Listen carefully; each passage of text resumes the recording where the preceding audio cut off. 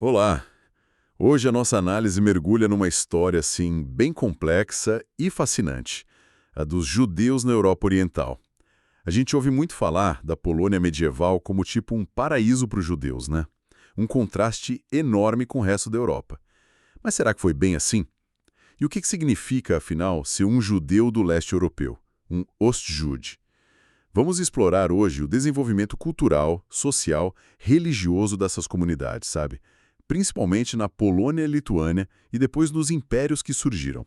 A nossa conversa vai se basear nos trechos da obra Uma História dos Judeus do Leste Europeu, do Heiko Haumann. A ideia é entender os momentos-chave, as transformações tipo a Cabala, o Hassidismo, a estrutura social, as dificuldades e como se formou essa identidade judaica oriental tão particular. Preparados para essa exploração? Então, vamos lá. Começando por essa ideia de refúgio.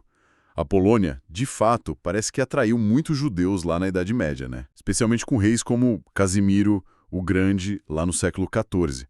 Ele ofereceu proteção, privilégios, enquanto eles estavam sendo expulsos de outras partes da Europa. França, Espanha, Portugal. Então a Polônia virou um centro importante. E eles se tornaram figuras-chave na economia, né? Rendendo impostos, administrando minas de sal, até cunhando moeda. Sim, tiveram um papel econômico vital. Daí aquele provérbio famoso: Polônia, inferno para o camponês, purgatório para o burguês, céu para o nobre e paraíso para o judeu. Esse provérbio é interessante porque ele captura uma ambiguidade, né? Por um lado, sim, a Polônia foi um refúgio vital, tinha privilégios importantes, como o Estatuto de Calice, que o Casimiro IV até reafirmou, dava proteção legal, uma autonomia considerável. Mas, assim, essa ideia de paraíso, a gente precisa olhar com calma. Tinha muita oposição do clero, sabe? Agitações antijudaicas. Não era tão simples assim. Não mesmo. Cidades grandes como Varsóvia e Cracóvia, por exemplo, conseguiram um privilégio chamado de não tolerantes judais. Basicamente, podiam expulsar os judeus. Expulsaram mesmo. Para onde eles iam? Sim, expulsaram para os subúrbios. Perto de Cracóvia, por exemplo, foram para Kazimierz.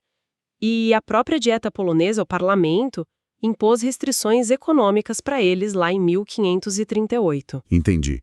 E esses papéis econômicos, você mencionou o arrendamento. A arenda. Era importante? Importantíssimo. A arenda era crucial. Os judeus arrendavam terras da nobreza, mas não só terras, né? Direito de cobrar imposto, operar tavernas, moinhos, um monte de coisa. Nossa, isso dava poder, mas imagina que também criava conflito? Exatamente. Colocava eles direto em rota de colisão com os camponeses, que ficavam endividados, e com os burgueses, que eram concorrentes. Mas, ao mesmo tempo, eles criaram uma estrutura de autogoverno bem forte. O Kahal. Isso, o Kahal, local, e por um tempo até o Vaad, o Conselho das Quatro Terras, era quase um parlamento judaico, sabe?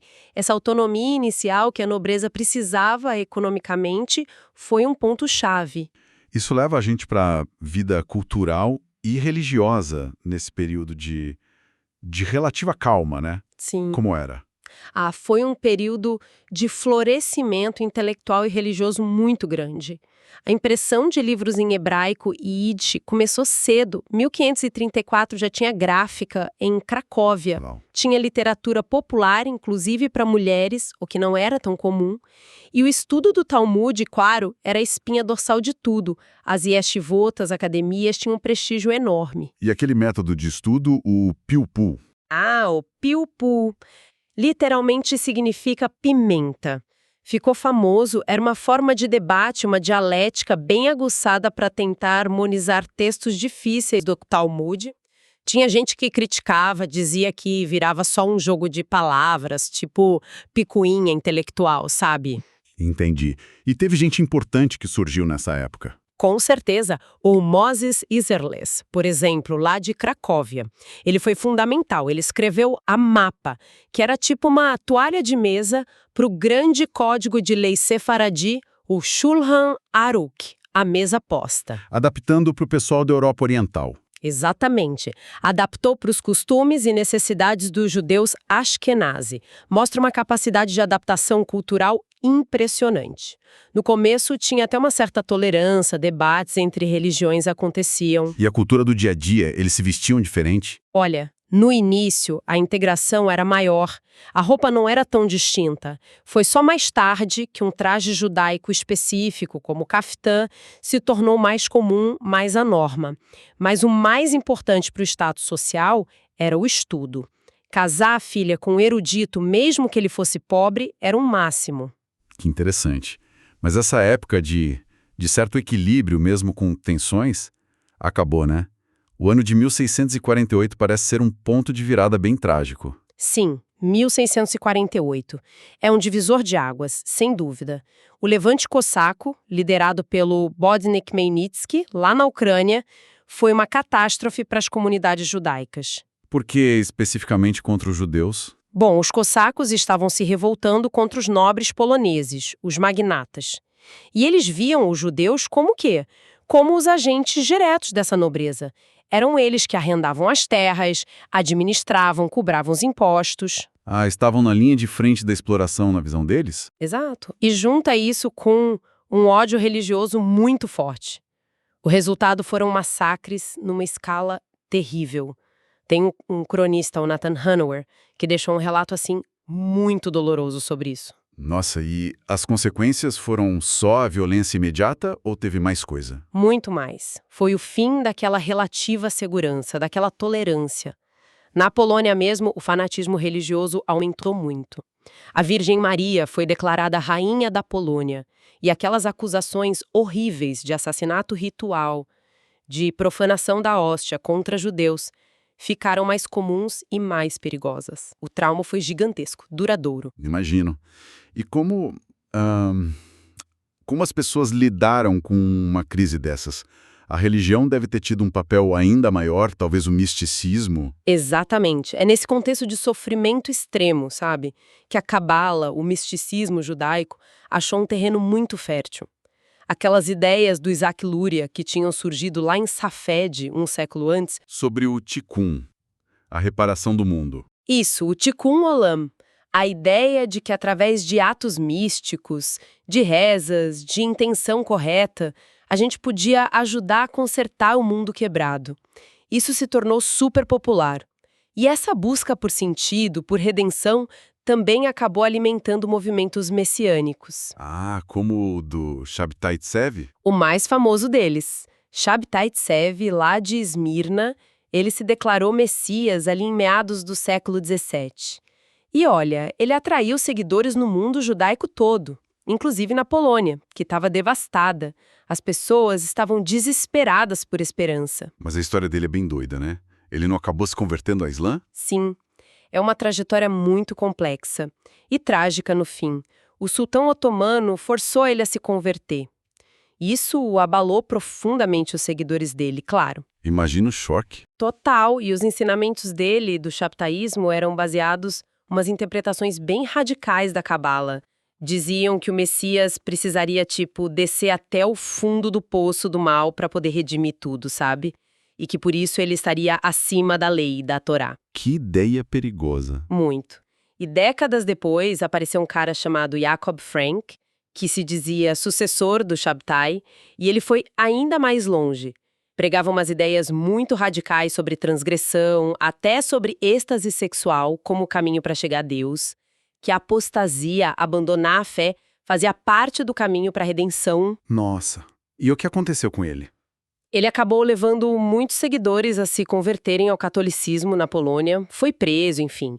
Esses movimentos todos, apesar de super controversos, mostram uma busca muito intensa por libertação, sabe? Por um jeito mais ativo de buscar a redenção, não só esperar. E no meio dessa confusão toda, dessa busca, surge um outro movimento que talvez tenha tido um impacto ainda maior e mais duradouro, né? O Hassidismo. Isso mesmo.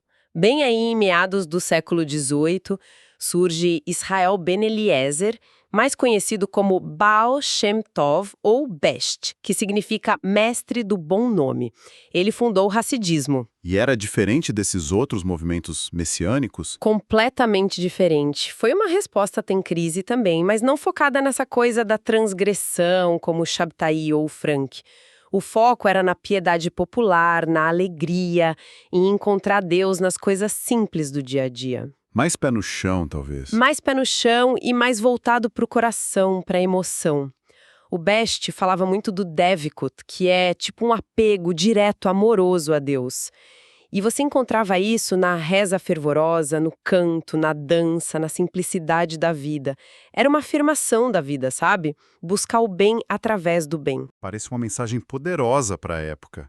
E como o movimento cresceu, se organizou. O sucessor dele, o Dalv Bahir, que ficou conhecido como o Maggid de Mesirezet, foi quem organizou e expandiu o hassidismo. Ele desenvolveu a figura central do Tzadik. O justo. Exato, Tzadik, o líder carismático, o guia espiritual que servia de intermediário entre Deus e seus seguidores, os Hassidim. Surgiu até aquela crença bonita nos 36 justos ocultos que, sustentam o mundo com a sua bondade. O hassidismo deu muito consolo, muita força espiritual para as massas num tempo muito difícil. Como alguém disse na época, deu força para cantar enquanto o céu estava coberto de nuvens vermelhos sangue. Que imagem forte.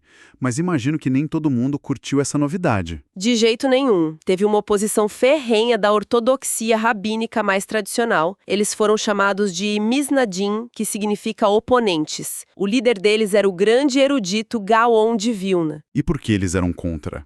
Eles viam o hassidismo como uma ameaça. Ameaça à autoridade dos rabinos, ao estudo rigoroso do Talmud. Achavam que essa coisa da emoção, do tzadik como intermediário, era perigosa, podia levar a excessos. Entendi. Mas o movimento vingou, né? Vingou e floresceu. Se diversificou muito. Criaram várias dinastias racídicas com abordagens diferentes. Uma muito importante é o hassidismo Chabad, fundado pelo Shneur Zalman Deyad.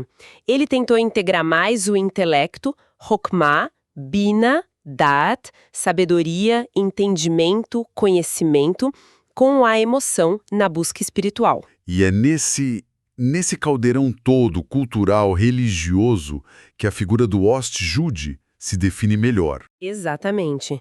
O termo Ost Jude, judeu oriental, deixou de ser só geográfico. Virou, como Roman descreve, uma personalidade cultural autocontida. Era marcada por uma identidade judaica muito forte, consciente, pela tradição, pela língua Yiddish, o Mamelu Shem, a língua materna, que era central. Tinha costumes próprios, roupas próprias. Bem diferente dos judeus mais assimilados do Ocidente, né? Muito diferente. E o Shtetl, aquela cidadezinha do interior com maioria judaica, virou o cenário símbolo dessa vida. Com toda a sua pobreza, mas também com uma vitalidade incrível. Debates intermináveis sobre tudo, do divino ao humano. Mas aí a política entra em cena de novo de forma brutal no final do século XVIII. As partições da Polônia. Sim, entre 1772 e 1795, a Polônia-Lituânia some do mapa. É dividida entre a Rússia, a Áustria e a Prússia, e a imensa maioria dos judeus do leste europeu acaba ficando sob o domínio do Império Russo. E como foi a vida sob os czares russos? Foi uma montanha-russa. A política czarista foi um negócio muito confuso. Começou com uma certa tolerância iluminista com a Catarina II. Ela até tentou classificar os judeus como burgueses. Introduziu o termo oficial evrei, hebreus, em vez do pejorativo zige. Mas, ao mesmo tempo, vieram restrições crescentes. Como a zona de residência. Exatamente. A criação da zona de residência, o Palais of Settlement, a partir de 1791, foi fundamental. Confinou a maioria dos judeus numa área gigantesca no oeste do Império. Não podiam morar fora dali, com algumas exceções. E dentro dessa zona, as políticas eram contraditórias, você disse. Muito.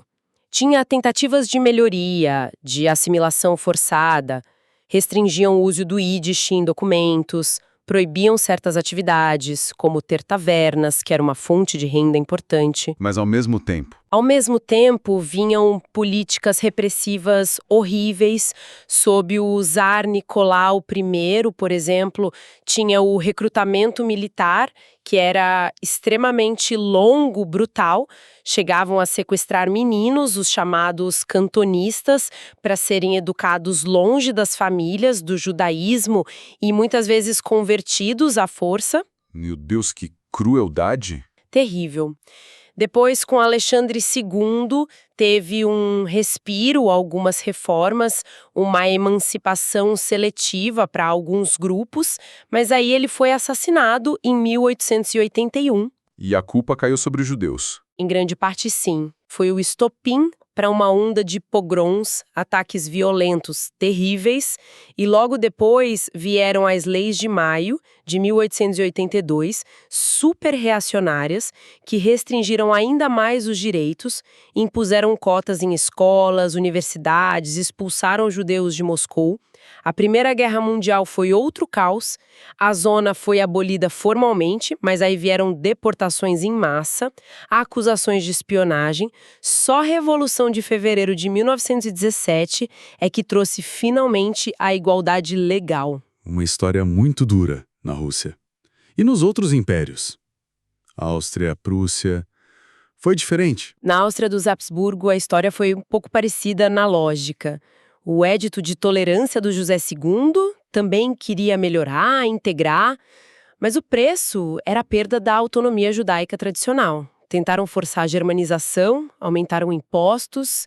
A Galícia, que era parte da Polônia anexada pela Áustria, virou um centro enorme de Ostjuden. Muita pobreza, conflitos étnicos complicados ali, poloneses, rutenos, alemães, católicos, ortodoxos, mas também uma vida cultural muito rica. E na Prússia? Na Prússia, a tendência foi mais para assimilação mesmo, ao longo do tempo. A lição geral que fica, parece, é que essas tentativas de integração vindas do Estado quase sempre significavam, na prática, assimilação forçada, perda de autonomia. E isso gerava resistência, claro, especialmente dos grupos mais tradicionais, como os Hassidim, que muitas vezes preferiam abrir mão de direitos civis para manter a tradição. Chegando mais perto do nosso tempo, fim do século XIX, início do XX, a própria sociedade judaica lá no leste estava mudando por dentro também, né? Não era só a pressão de fora. Sim, sim. Uma reestruturação socioeconômica muito profunda. Aqueles papéis tradicionais tipo arrendatário, artesão, foram diminuindo. Surgiu uma pequena elite de judeus industriais ricos, mas, por outro lado, cresceu uma massa enorme de gente sem ocupação fixa. Os Luftmenschen, literalmente pessoas do ar. Gente que vivia de bicos do que aparecia. E a cultura? O iluminismo judaico, a Haskalah, chegou lá. Chegou. Demorou um pouco para pegar no leste, mas chegou. E teve um impacto importante. Ajudou a promover a educação secular, a modernização cultural e, curiosamente, contribuiu para um renascimento incrível da literatura em Yiddish, com autores fantásticos como Sholem Aleichem e El Peretz. O autor de Um Violinista no Telhado. Exato, baseado nas histórias dele. Essa modernização toda, claro, também gerou muita tensão interna. Como assim? Acentuou a divisão entre os judeus que queriam se assimilar, os de gravata, como diziam, e os tradicionalistas, os de kaftan. Muitas vezes rolava um desprezo mútuo ali. Tinha até tensão entre diferentes grupos de Ostjuden. Os judeus poloneses desconfiavam dos imigrantes judeus russos, os Litvaks. Era uma sociedade em crise de identidade, sabe? E ainda por cima enfrentando um antissemitismo cada vez mais organizado e violento. Que cenário complicado. E quais foram as respostas mais organizadas para essa crise toda? Para essa busca de identidade e para enfrentar o antissemitismo? Bom, aí surgem os movimentos políticos e sociais modernos dentro da comunidade judaica. O socialismo foi um deles. Atraiu muitos jovens judeus, especialmente os trabalhadores, culminou na fundação do Bund, em 1897. O Bund. Ouvia muito Yiddish como língua nacional e defendia a autonomia cultural judaica ali mesmo, na diáspora. A ideia do doiquete, estar aqui. Interessante. E o sionismo? O sionismo também ganha uma força enorme nessa época, a ideia de voltar para a terra de Israel, que já existia antes, se organiza politicamente com o Theodor Herzl e o primeiro Congresso Sionista também em 1897. O objetivo era claro: criar um lar para o povo judeu na Palestina, garantido pelo direito público. Mas imagino que não era todo mundo sionista igual, né? De forma alguma, tinha um debate interno fervoroso. Sionismo religioso, sionismo político do Herzl, sionismo socialista, que não queria só voltar, mas construir uma sociedade nova, socialista, na Palestina.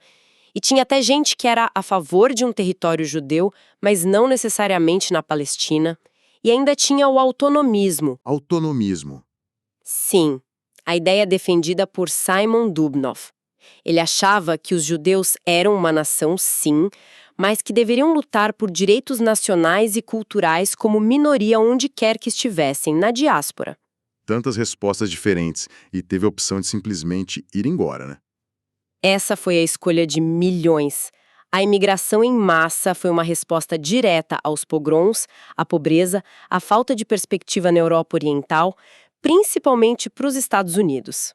Quantos foram, mais ou menos? Olha, os números são impressionantes. Mais de 2 milhões de judeus emigraram só entre 1881 e 1914.